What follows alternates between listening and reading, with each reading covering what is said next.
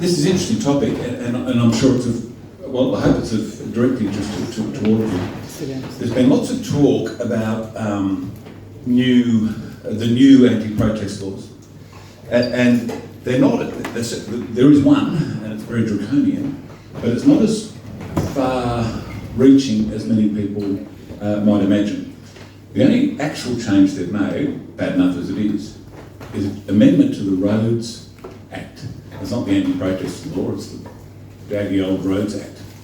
And they inserted section 14G, which took the offence of blocking traffic. There's always been a blocking traffic offence, which would get you probably a $500 fine and maybe a good behaviour bond, but it was basically a fine. And they took that, what would be a fine, and they made it 2 years jail. Just on mad, insane impulse. You know, who can be tougher? We can be tougher. Oh, we'll be tougher. This thing just cruised through the upper house, late night sitting, 2 years jail, and it's almost undecipherable as to what the hell it means. It literally just says if you obstruct traffic. So if you're old and you're on a walking frame and you're obstructing traffic, yes, you are, right? Obviously. So it's shocking legislation. But the good news is, and I thought I'd start with some good news, we are kicking their asses on this charge, right? Like, absolutely kicking their asses, right? I don't think we've lost one. I know we have, sorry, we've lost one. We lost two. But out of about, 27.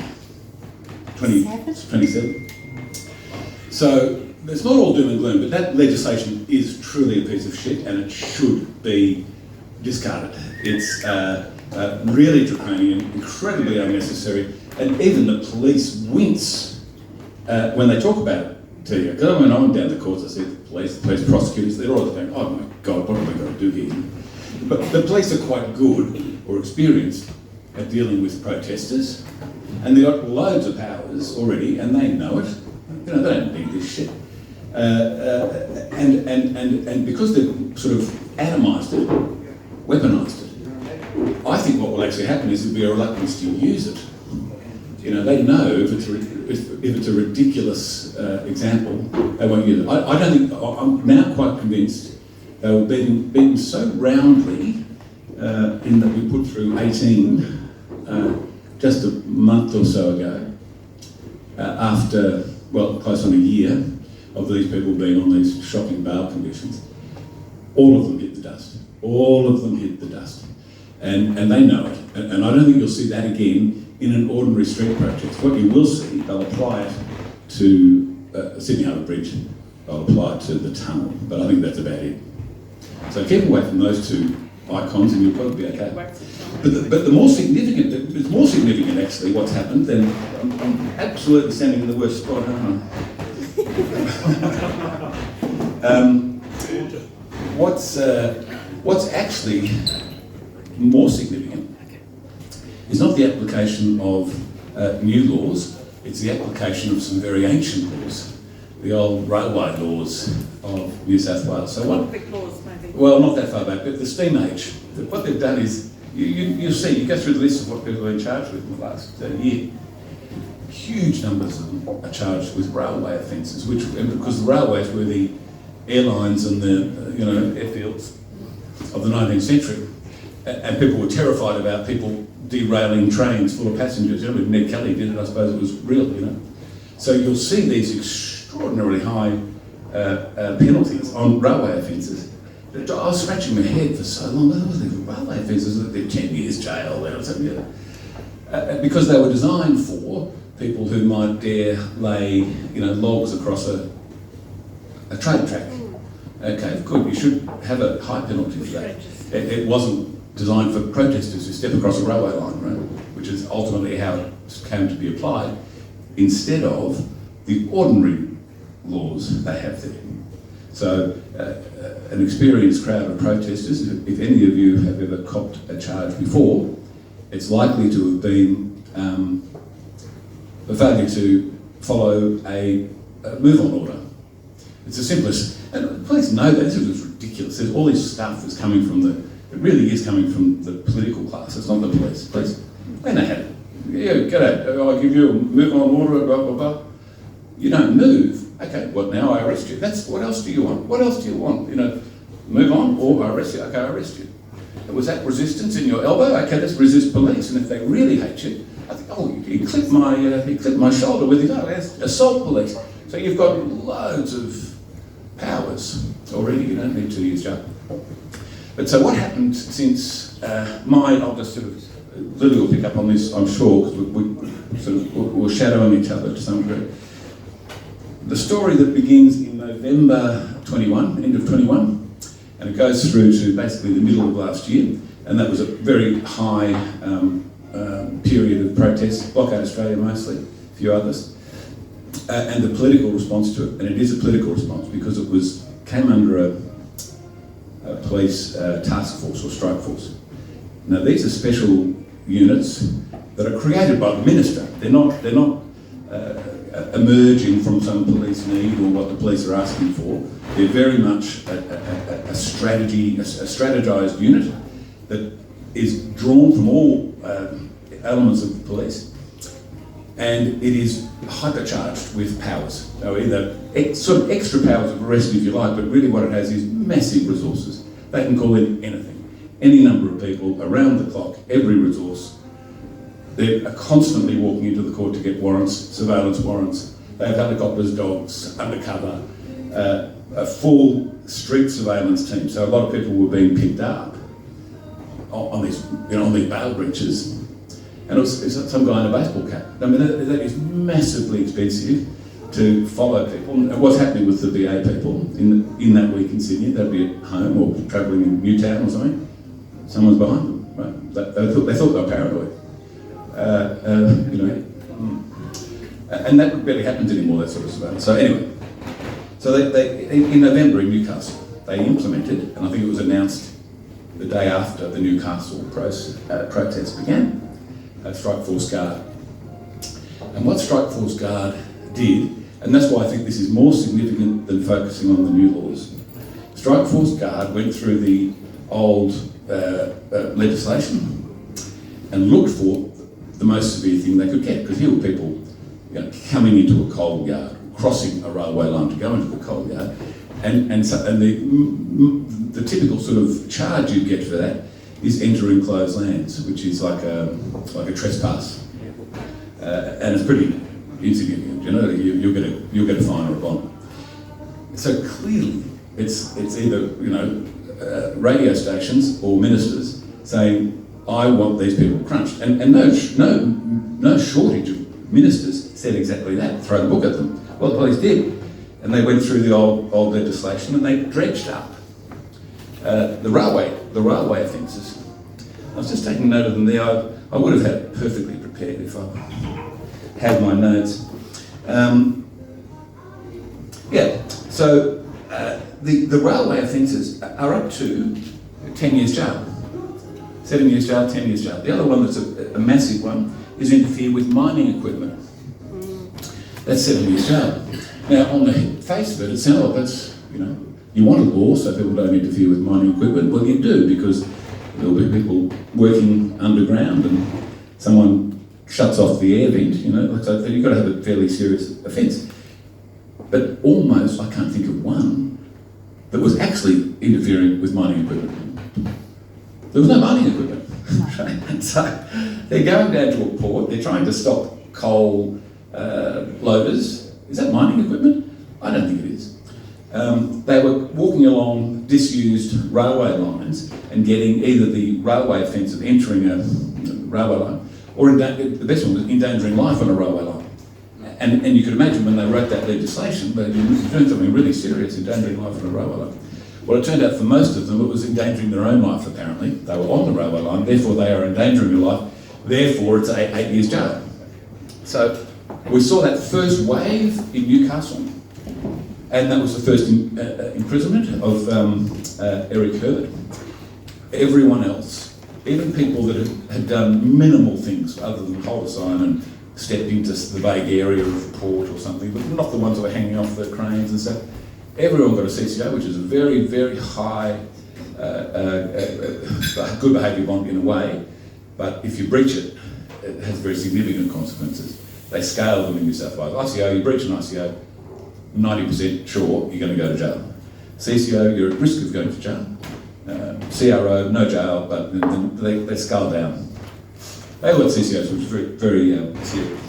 In Newcastle Court, which had just imprisoned Eric Herbert. I'll tell you Eric's story very briefly.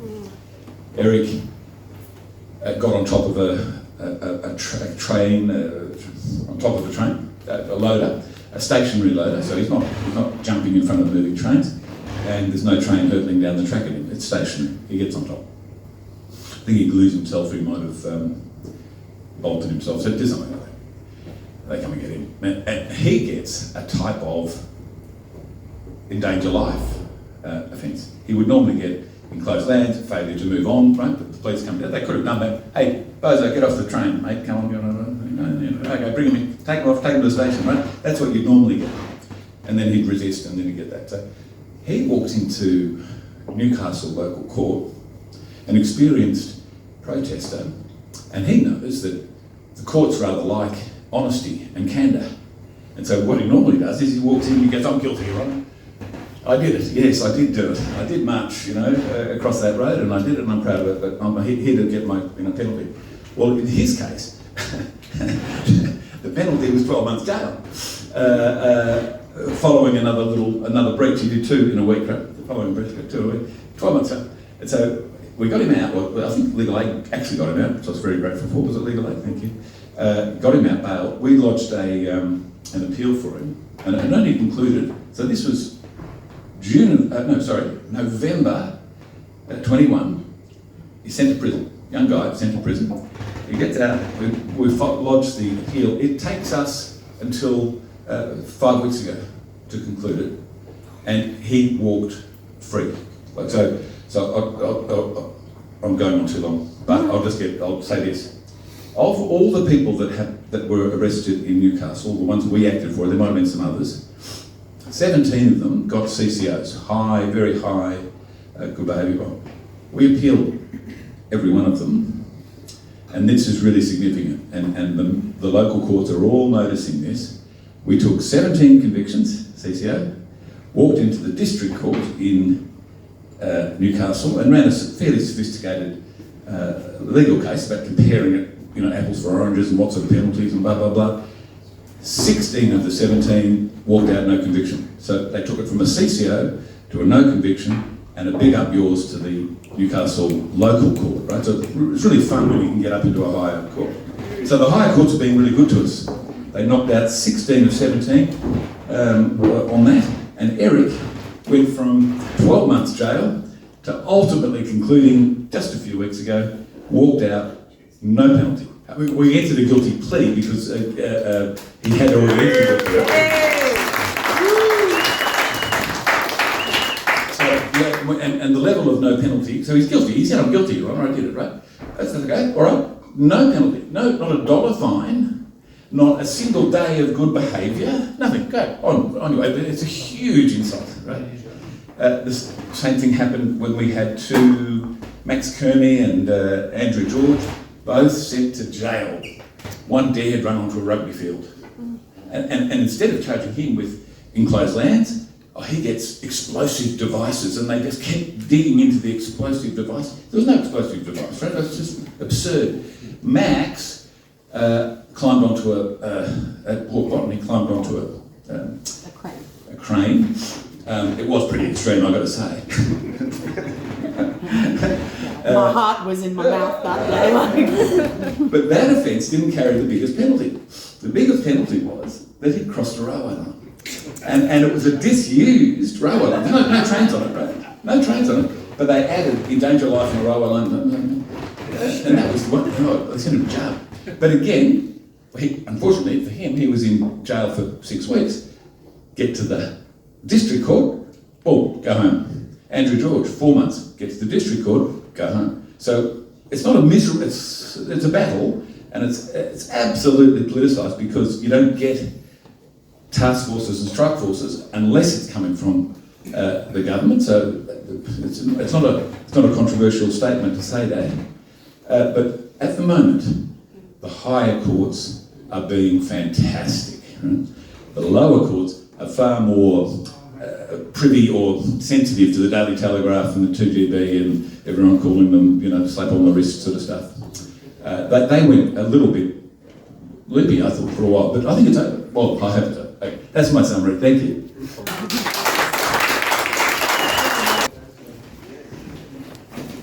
Hi everyone, thanks for having me, and thanks to the organisers for putting this event on, not just tonight, but every other month for literally decades. So well done. Before I begin in earnest, I'd like to acknowledge that we're here today on the stolen land of the Gadigal people of the Eora Nation, and that sovereignty was never ceded.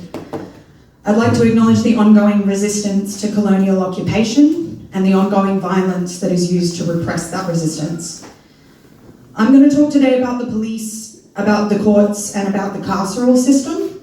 And while I think the things that I'm going to talk about are quite serious and they do deserve attention, I just want to acknowledge at the outset as well that these are not the most violent, the most vile, or the most common injustices perpetrated by those systems. I want to acknowledge that the cycles of trauma and violence that are perpetuated and driven by those systems disproportionately affect First Nations folks, other communities of colour, gender non-conforming people, and the poor. Mechanisms of control are always tested on a society's most marginalised before they're generalised throughout the system. And I think it's important we remember that. I'd like to acknowledge that I'm going to speak tonight from my perspective and speak to things that I've either experienced or borne direct witness to. But there is a lot to say about life in the carceral colony that I won't touch on at all, because I'm not the right person to speak to you about those things. When you find the right person to speak to you about those things, listen. Finally, I'd like to acknowledge that I come to you as a humble activist standing on the shoulders of giants.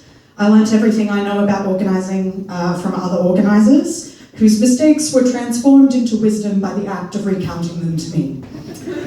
I hope to do the same tonight.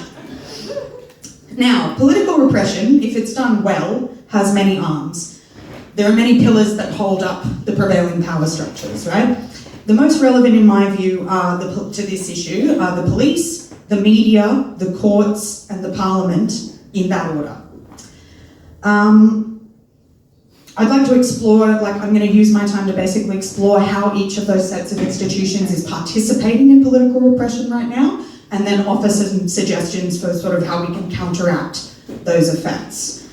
So, if you'll indulge me, I'd like to introduce you to a concept that's called strategic incapacitation. Strategic incapacitation is a set of policing practices that were developed for use against organised crime networks. The aim of strategic incapacitation isn't really to arrest and charge any person in particular. It's not even really to prevent any crime in particular. It is to incapacitate the network of people undertaking the alleged crimes. So you can see where that's going already, right? Recently, I learnt that a policing and intelligence conference took place in late 2022, and it was called the National Forum on Managing Organised Disruptive Activity. How ominous is that? It was attended by law enforcement from across all jurisdictions of Australia and New Zealand. But the shift that we as activists have experienced in the way that we are being policed obviously goes back way further than that. Mark touched on, the first person in my personal circles to be given a custodial sentence was Eric Herbert, and that happened in November 2021. The New South Wales anti-protest laws passed in April 2022, and this conference, this national forum, happened in August or September of that year. So by the time the conference happened, Strike Force Guard had existed for 6 or 7 months. So given that timing, it is not inconceivable to me that Strike Force Guard sort of represented an experiment in strategic incapacitation, and then the results of that experiment were communicated to the rest of law enforcement, the broader law enforcement community at that conference. Testing it on the rat bags before you generalize it throughout the system, right? In October of that same year, so a couple months after that conference, IMARC, the International Mining and Resources Conference, came to Sydney for the first time. Previously, it had been in Melbourne, a city that has a long and proud history of disrupting that conference. I do not believe that it would have been lost on the organisers of IMARC that months earlier, New South Wales had passed some of the most repressive anti-protest legislation in the country. And then they moved it here. So Sydney, by contrast, does not have a long and proud tradition of disrupting IMARC, so it sort of caught us off guard. And then conversations were had, and it was sort of decided that we weren't going to do anything wild, we were just going to have a straight up and down, normal rally, submit a Form 1, have the cops, approve it, whatever, because that was all anyone had capacity to throw together. That is to say, no civil disobedience and no protest outside of the law was in fact being planned for this conference. However, at least 44 people across 4 jurisdictions had interactions with police that were under the pretense of investigating IMARC before it had happened. Some of those people were the same people that were arrested in the Blockade Australia protests, and they were still on bail, so it provided police a reason to check on them. Some of those people had absolutely nothing to do with Blockade Australia or Blockade IMARC.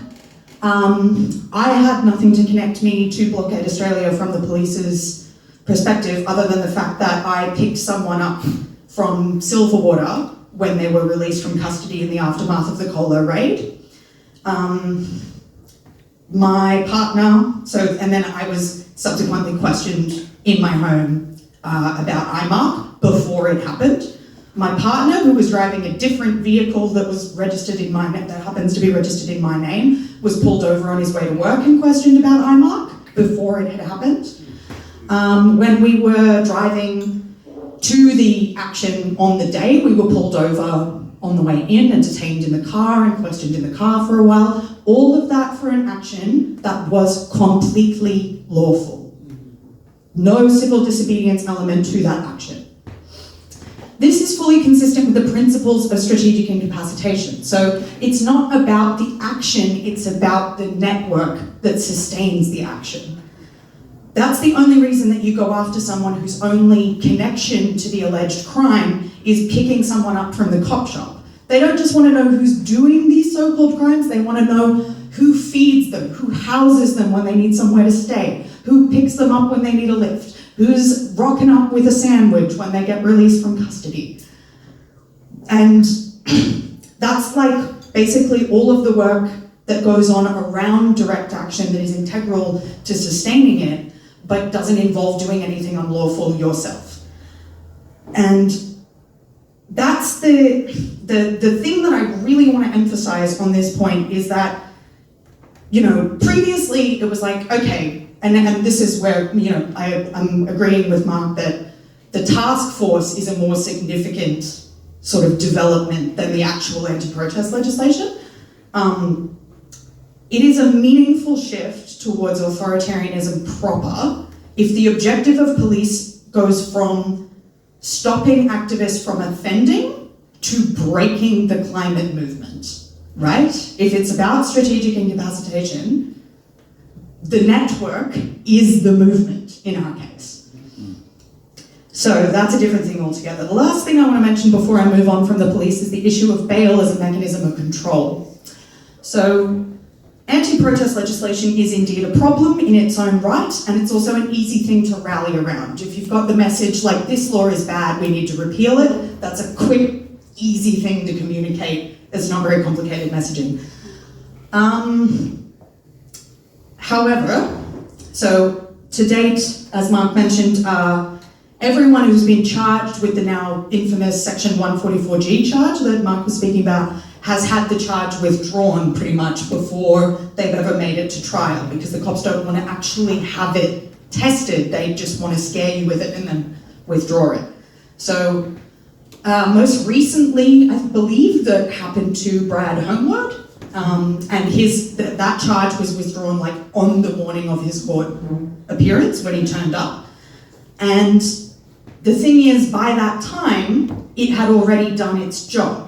So by that time, Brad had been on bail for over a year, subjected to bail conditions that prevented him from communicating with a list of over 30 other activists, prevented from using end-to-end encrypted platforms, which is where most digital organising happens, prevented from travelling interstate, etc., etc. The combined effect of those conditions took him out of organising for more than a year. And you can only get away with imposing bail conditions that severe when you're charged with an offence that carries jail time as part of its maximum penalty. So the effect, if not the intention, of the anti-protest legislation is it has provided police with a quote-unquote serious charge to charge us with to justify these intense bail conditions. And then it doesn't even actually matter whether the charge sticks in court, because in the meantime it's allowed you to control that person and prevent them from participating in protests at all, even protests that are completely lawful. And if that's not being strategically incapacitated, I don't know what is. Then when you finally get up, then what they do is the police drag the court process out and they adjourn it and they adjourn it and they adjourn it to keep you in that on bail for as long as you possibly can be. And then you get off them finally. If you haven't been burnt off the whole thing by that experience, then you go back out, you get charged with some bullshit you didn't do, and you're straight back on bail. So they keep us in the cycle of being under these, it's literally called conditional liberty. Now, to the media. Grassroots protests, unless they are unprecedentedly large, rarely receive media coverage at all. And when we do get coverage, it's usually unfavourable, unless it's in The Guardian or something where they're like, ooh, maybe they have a point. Oh, maybe, no, oh, no, you're right, fuck them. So there are two rhetorical devices that have been extremely successful, and I legit hear them come out of people's mouths word for word without the person realising where they got it from. The first one is the conflation of inconvenience with violence. If a protest disrupts something, especially something that makes somebody a lot of money, it is spoken about as violence. So you will often see someone saying on the news, well, we respect the right to protest peacefully, but these extremists are inconveniencing everyday people. So the construction is, if you are disobedient or inconvenient, you are no longer peaceful, ergo you are violent, right? And then that creates space for the police and the courts to treat us however they like, and for the parliament to legislate against us without experiencing any kind of public backlash. So it undermines any sympathy that activists might have received from people who don't themselves protest regularly, but care about democracy in general. The other, and it also serves to, I think it's a deliberate attempt to divide the movement into the right kind and the wrong kind of protester, which again is undermining the network, which is the goal of strategic incapacitation. The other rhetorical device that is really, really successful is the infantilization of activists as people, right? It's a classic ad hominem strategy. If you can't attack what they say, make it about who they are. This is the second iteration of this strategy that I've witnessed in my brief organising career. The previous one was that we were terrorists. Remember that phase? Oh, yeah. Yeah. So boring. Yeah, so boring. That was what they used to call us when they wanted to undermine us, and that played pretty well with some demographics, and those people will still say it, but in the general public, it didn't really catch on because it was just a bit hysterical. Everyone was like, calm down. So they switched it up, and we went from being scary, dangerous, powerful terrorists to whinging, petulant children, right? And that does two important things at once. The first is, again, it's undermining that sympathy, and the second one is it diminishes protest itself from a legitimate and necessary form of political participation to essentially a public tantrum, right? So it disconnects protest from power, it disconnects it from the issue that it was even speaking to, and just makes it an annoying, self-indulgent performance. It transforms an active citizen into an angsty teenager, and it transforms civic participation into essentially a very elaborate role-playing game.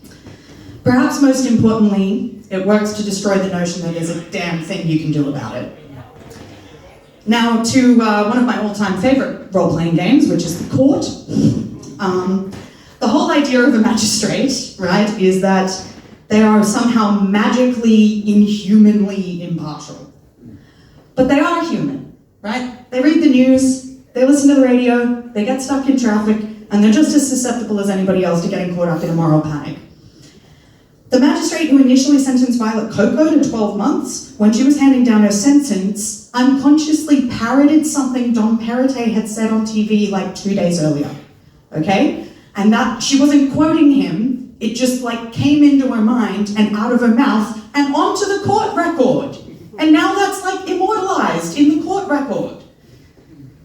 And finally, just to close that loop, all of those things work together in concert to open up more political space for parliamentarians to create more repressive legislation and kick off the cycle again, and we go around again. So what is to be done? I'm taking suggestions. But don't worry, I did prepare some earlier. So first of all, we've got to get educated. And we don't have to get that education from a university or a textbook. I'm movement trained, other activists gave me these skills and I owe it to them to pass them on to other people.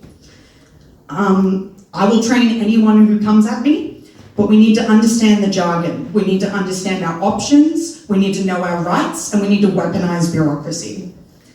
When it comes to the legal system, the sad fact is education equals agency. We need to see the courtroom as just one more front on which we are fighting, not just like an annoying bureaucratic process that you fumble your way through after the action. We will never be better resourced than our opponents, so our only option is to be smarter. Not knowing about the law or not believing the law to be a legitimate source of authority doesn't mean that the law can't hurt you. Know it, learn it, understand it, teach other people, act on it. Exercise your goddamn agency. It's like a muscle. If you don't use it, it atrophies. That extends to when you're talking to your lawyer. The thing with lawyers is that they are trained to get the best outcome for their client as an individual. The movement in general is not their remit. That doesn't mean that they don't, like as a person, want the movement to succeed. They very likely do. But the only way that they've been trained to practice law is through this very individualized lens. So go out of your way to find a lawyer that understands that distinction, but also help them understand that distinction. That's not what they're trained to do. We can't expect them to get that, like, straight away. But having said that, always remember that they work for you. They take instructions from you, and if they are not following your instructions, you should probably get the hell out of Dodge and get a new lawyer. They can give you advice, but you are in the driver's seat, so don't piss about, take the wheel. The more you have educated yourself, as I was speaking about before, the better equipped you will be to be firm with your lawyer, should you ever need to. So that's my TED Talk on agency. Now I turn to solidarity, which is, I think, the most important weapon that we have against repression. We need to stop dissing each other. Once more, for the people at the back, we need to stop dissing each other.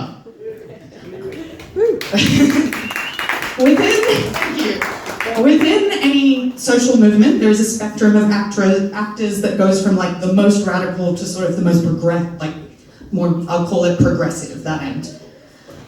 I am so bored of conversations about which end of that spectrum is more effective or represents a better strategy or which one's better than the other one. I would love to see us break apart this whole paradigm that those two approaches are mutually exclusive or even in tension. The progressive end of that spectrum lends a movement as a whole its legitimacy. But legitimacy on its own can be placated, undermined, diluted, and ultimately ignored.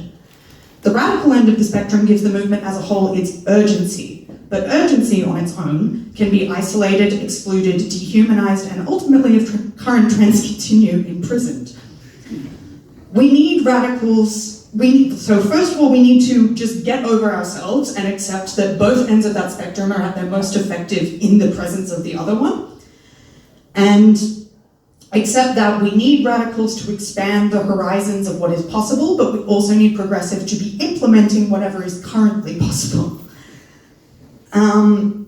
We are a lot better at doing that for each other when we're doing it on purpose. We do it accidentally sometimes, we manage to line up. But when we're doing it on purpose, we're way better at it. When Blockade Australia got smashed by police, people were literally still in custody while people were like posting hot takes about everything they'd done wrong. We gotta stop doing that, man. We gotta stop doing that. That's the moment where moderate, respectable voices need to come into the spotlight and go, actually, they have a point, and how you're treating them is not okay. That's like, yeah.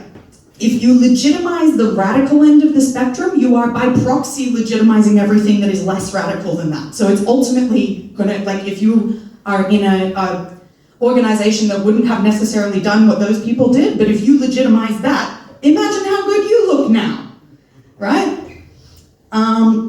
And then when we're doing that for each other consciously, we can work together to drag the Overton window over, and we actually kind of good cop, bad cop them in a way, ironically, right? Like if that works on us, surely it'll work on them. So when people are getting smashed by repression, back them in, even if you wouldn't have necessarily done whatever they did.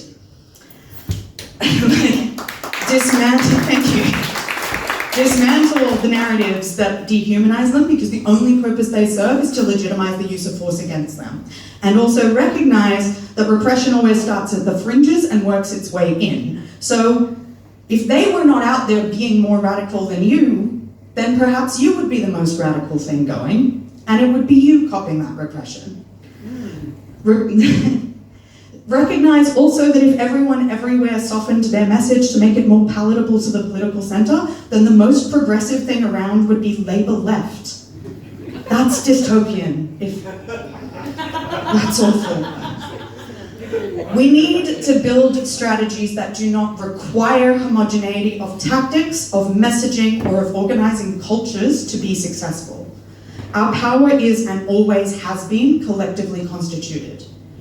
If you believe in that notion, it follows that preserving the collective and the relationships through which it is manifest is always more important than any individual action or event. No, look around you, like in this room. This is the team. No one is coming to save us. The power structures around us can feel that the sun is setting on their empire, and we are living through the death rattles of a system that is breaking under its own weight. Even if the people at the top wanted to save us, and I don't believe that they do, they actually don't have the tools. It is us who will invent the tools that will solve the problems that are before us. It is us that will build the new world just like we built this one. We have never needed them. That's why they had to make us forget everything that we're capable of. They had to invent permission just to have something to give us. Thank you. Thank you. The New South Wales Teachers Federation members are about to take demonstration action outside state Labor MP offices from this week. What do we need to know? Sorry. Well, Hang on. just get the. Yep, there we go.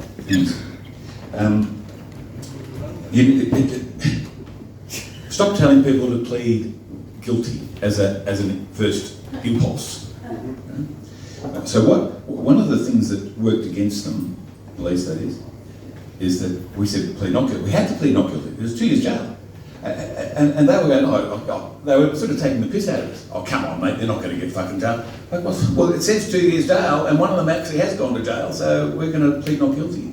And we're going to ask for trials, or hearings, right?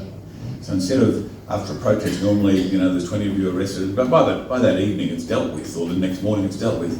No, we're going for, 20 hearings and 20 days and big resources. And I think that actually, they realised it, right? So anyway, my point is this.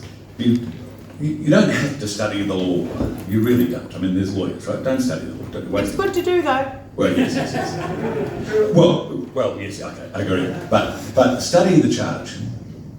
If that charge has a high end on it, if it's something strange about it, right? It's got years, it said years jail, please plead not guilty, which is counterintuitive to what everyone's done for 20 years, because you just want to get your fine and move on. So that's the danger. Now they may or may not apply these news. There's only one new one, which is the road one, right? And the Crimes Act. And the Crimes Act. But a whole host of other things they're now sort of accustoming themselves to. You know, oh yeah, we could do that, we could do this, we could do that. But mind you, I don't think it's going to happen. I think they've come through that. They've come through the COVID, the really sour mood towards the police and those powers. The police themselves don't like it. The police themselves didn't like enforcing the COVID, the anti-protest COVID stuff. They didn't like doing the street protests. So it might be as grim as we first feel. That's what I'm suggesting. Thanks. I feel like you were talking about preventing getting arrested in the first place, which is the prelude to Mark's entrance. Mark comes into the picture after someone's been arrested. Look, if you put in a Form 1, you're probably going to be fine. Like, if it's not, what the police really don't like is actual disruption to business, like, as in stopping work, stopping a coal facility from being able to continue to operate, etc., etc. If you want to have a straight up and down rally outside an MP's office, I would say, I have a very high horse about Form 1s. I think it's ridiculous that you should, the idea that you need permission to protest from the very authority that you're protesting, but you don't actually have, it's not unlawful to protest without a Form 1.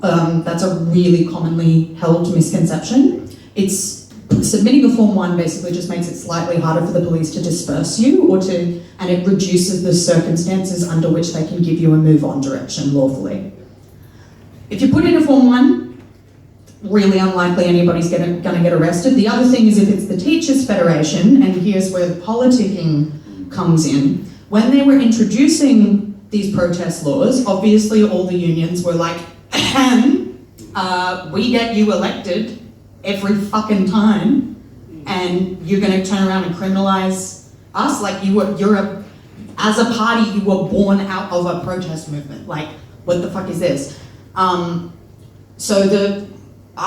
analysis, and this is just my analysis, do with it what you will, is that they are very reluctant to use it against union demonstrations. They're excluded. It's in the legislation. Well, there is a carve out for them. So the unions, so they were passed under the Perrottet government, but in order to get Labor's support to pass them, they had to make a carve out for industrial action and for unions. And the way that they've worded it, there is room. If it's not protected action to begin with, then the carve-out kind of wouldn't apply. But I think that they are extremely reluctant to use it against unions because they know that then the unions unions are already kicking up a stick. Shout out to any union comrades in the room who've been involved in the pushback, the sort of internal struggle to get Labor to even consider repealing it. The Minns government, that is exactly what they had to promise the unions they wouldn't do to pass it. And so I think it's too soon. Though, maybe in 10 years everyone will have forgotten that we had that conversation and then they'll whip it out, but yeah. Okay, you're the next person here.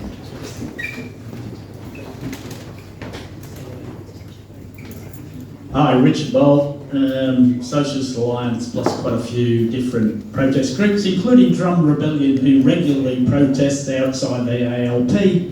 And with the Drum Rebellion outside ALP, that's pretty disruptive. But yeah.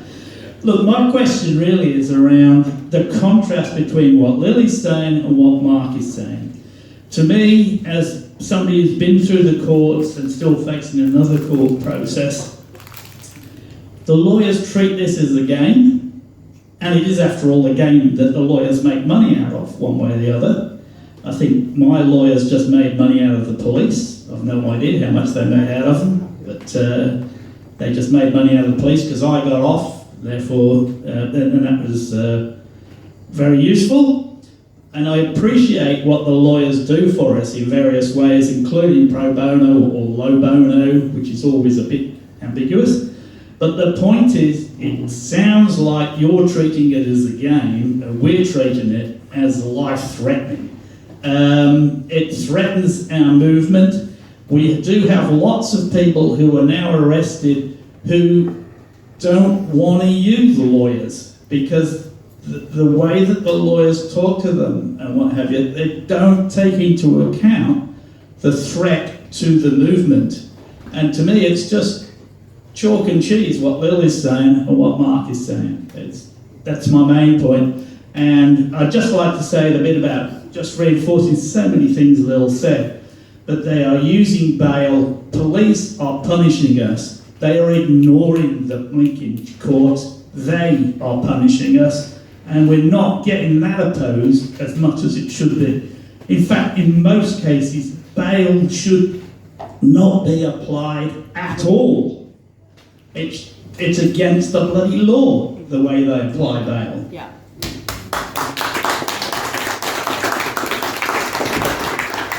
Okay. Lawyers first. Can I defend myself first? Fuck you!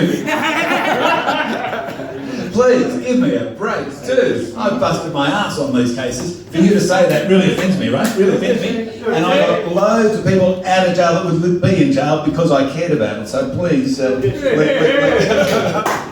leave me out of the group discussion. I can tell you the real problem is finding a lawyer.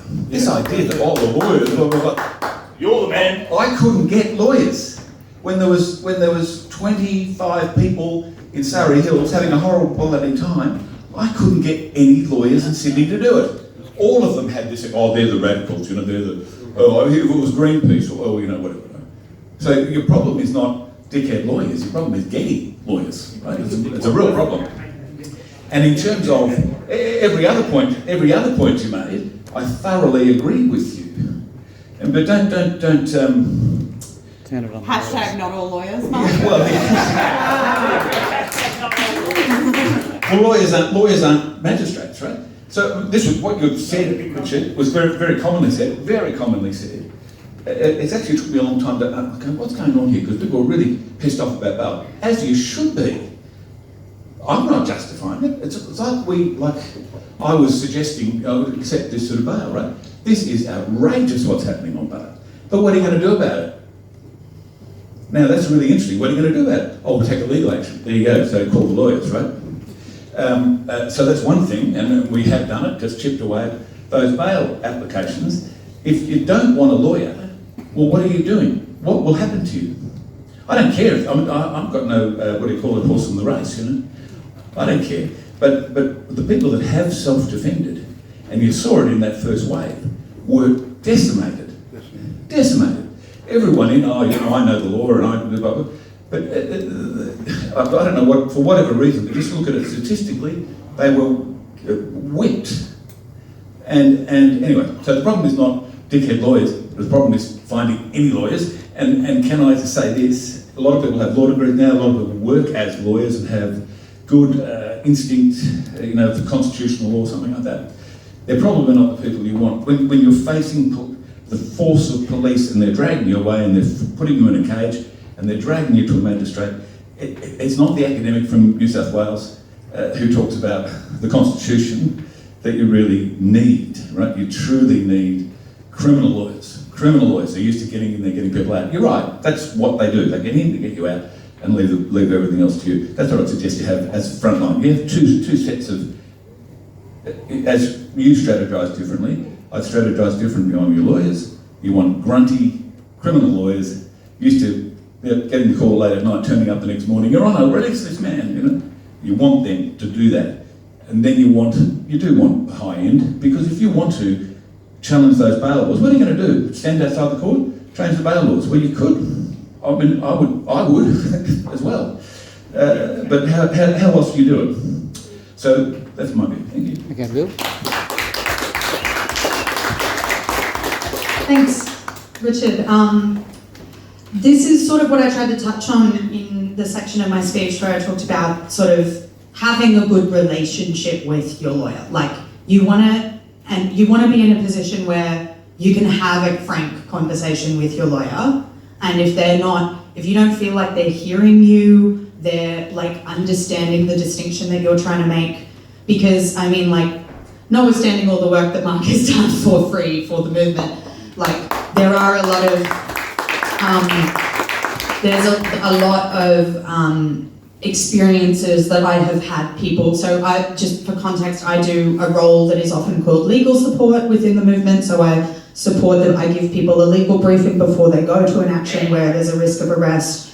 I look out, and then I'm on call while the action's happening. You look out for people's well-being who are in custody or directly dealing with police, and then after the action you like debrief with everyone after they come out of custody, talk to them about like anything that happened that they might not realize was actually a breach of their rights, but like because you know that legislation well, you can be like, oh, you actually like have grounds to make a formal complaint or like, you know, potentially pursue civil action, blah, blah, blah. So I have had lots of people, like I've supported lots and lots of people through the court process, and I really, you know, there are themes that come out like, oh, tell the magistrate you're sorry,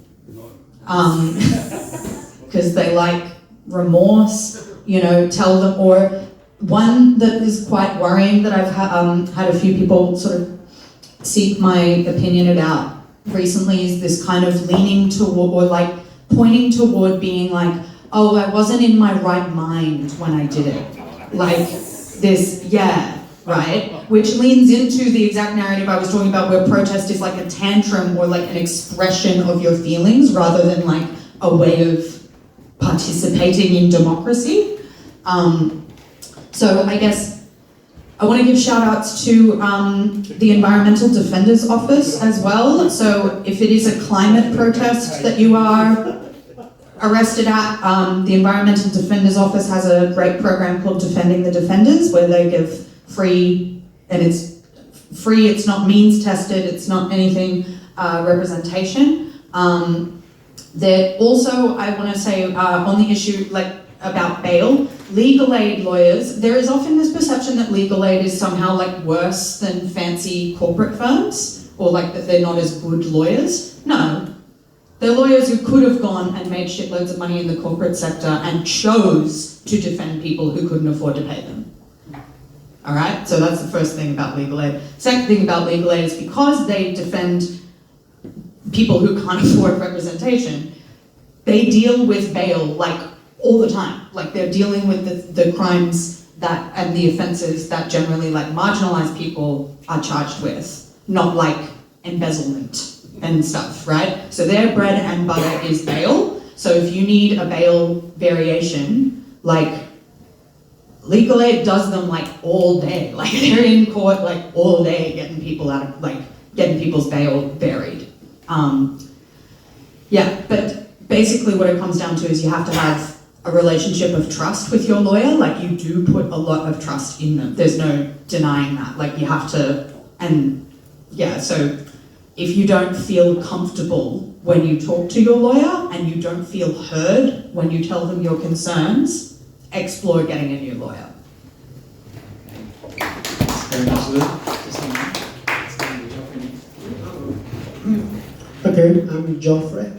Thank you, Lili and Mark. And I appreciate what both of you just said. Knowledge is power. Our ignorance is their power. I want to call attention to a failure we had back in 2011, the Occupy movement. And I think one of the reasons we missed that golden opportunity was because the desire of certain groups to take the lead and to control the movement. And I think we need to resist such temptations because it turns off the general populace. It discourages people from participating because they don't want to be associated with anyone else except their interests, their concerns. So how would you respond to that risk I just mentioned? Thank you. for you, Lili. Yeah, great question. You know, speaking as someone who fucking loves control, something that is real work that I have done on myself in the movement to, you know, resist the temptation to want to control everything. And it's really easy to fall into that, right? Like, we all care so much about the success or failure of the movement that when you see somebody doing something that you feel like is misguided or it's not going to work or whatever, you just like, stop, no, like, You're not going to worse. yeah, you're making it worse. You're turning people away. You're undermining the cause. You're, you know, whatever. None of that. Like, I ironically think that telling other people, like, publicly expressing that you think someone else is undermining the cause undermines the cause. So I really great. My friend and mentor Zelda likes to say, "Ask, don't tell." When you see other organisers doing something that you don't think will work, ask them why they think it will work, rather than tell them all the reasons that it won't. Asking opens space, but telling shuts it down more often than not. You can, yeah. If you've really got a problem with something, like my line is, will people get hurt? I just, even if I don't like it, I just like don't interfere with it. I'm like, maybe somebody else likes that and they're gonna mobilize that section of people. Like, I don't get to police how everybody everywhere talks about any particular issue, well, anything at all. So rather than, and also like we need to recognize that, you know, we live now in this kind of like media landscape that's like super fractured. Like there's no one is actually reaching everyone anymore, right? Like even on like mainstream, like nobody my age watches Channel 7 News. Nobody. Absolutely nobody. Like and more people get their news from social media, so it's being passed through the algorithm and what the algorithm thinks you want to know or has decided you want to know for you.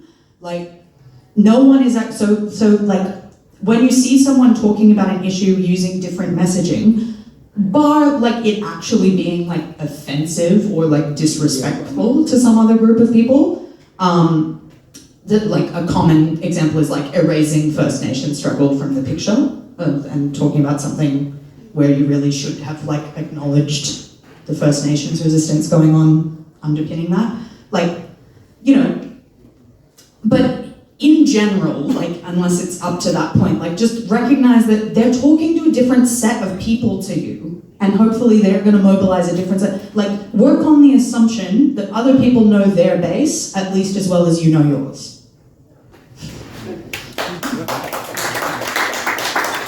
I'll very briefly pick up on that, but also something you said before, Lili, about people attacking each other. Because I've straddled a lot of the groups, I see it very evidently, and also many people have very diverse ideas on what a legal defence should be, so I straddle them as well, right?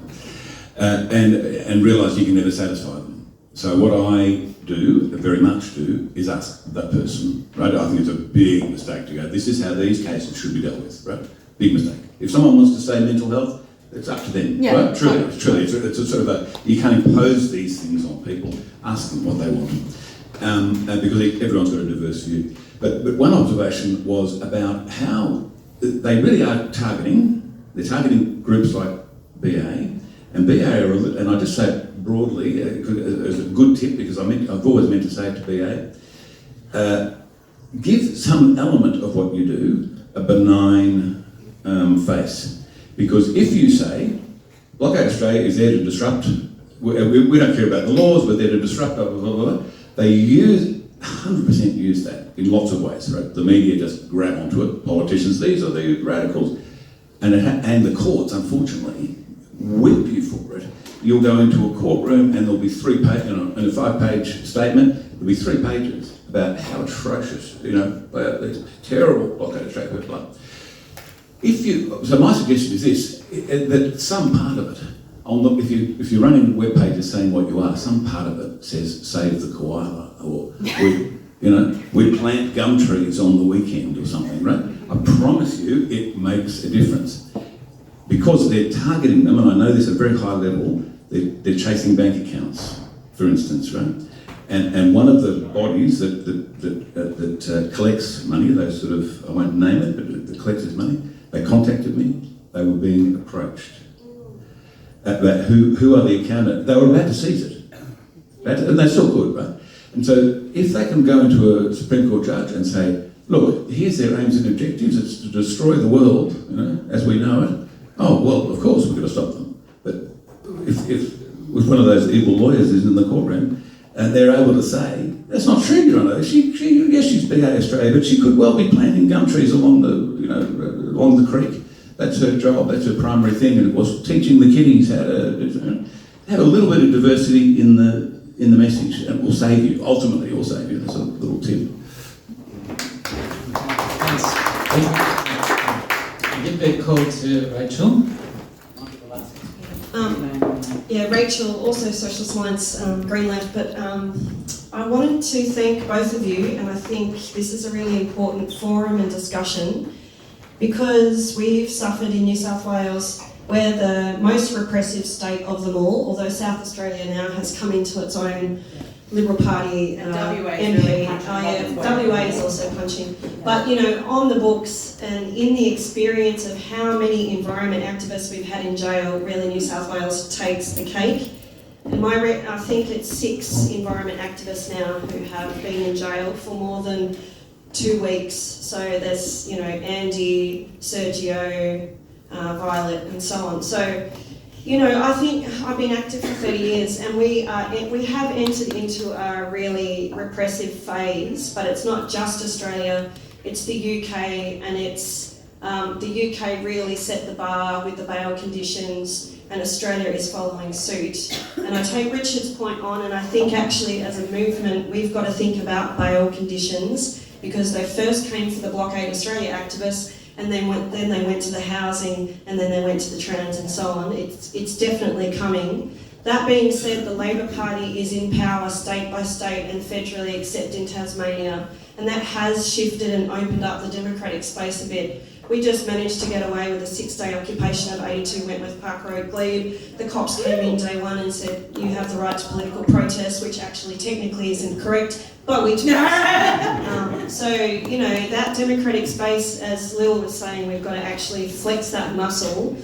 And the housing campaign looks like we've got a bit of space, you know, where to go now and so on. But I think for our movement, we do want to win that demand, repeal the right to protest. Win it. Repeal the anti-protest laws. We have to also talk about the bail conditions. And I also want to make point that comrades are being strip searched, and that is sexual assault. I experienced it once myself at the hand of Newtown Police Station. That's another element that we've actually got to out.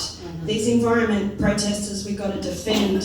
We have a matter of survival at stake, so we've got to defend them like our own and repeal the bail conditions. So I think the union front is a good front to move on next, and it's great to hear the Teachers Federation are moving. But the other committee that Lil is involved in, who you haven't outed, is the Protect the Right to Protest Committee. That meets once a month, and we need your help. So thanks very much. Okay. Thank you. Any comments? It's called the Protect Protest Alliance, and if you represent, they're currently a mixture of like scrappy grassroots groups, larger NGOs and unions, that we all kind of just communicate and keep each other in the loop about what we're doing in our kind of respective spaces to try and expand, political space. Oh my God, I had something else to say. UK.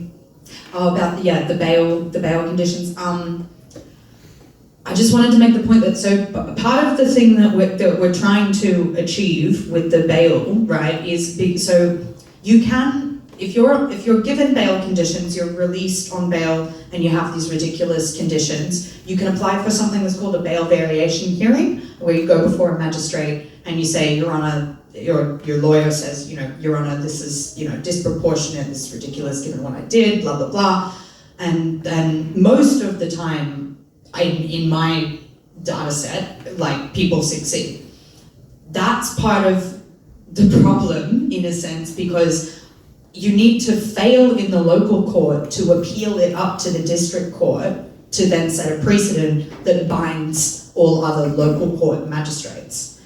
So we keep winning in the local court and never getting to appeal it. So winning in the local court is good, like, because now that person is at least freed up and, like, not under these horrific bail conditions, but every individual person needs to keep going and doing that and being in this court process. And, like, you've got to wait for a day, and because the court system is backed up for, like, ever and ever, like, people end up being on bail for such a long time, like, such a long time.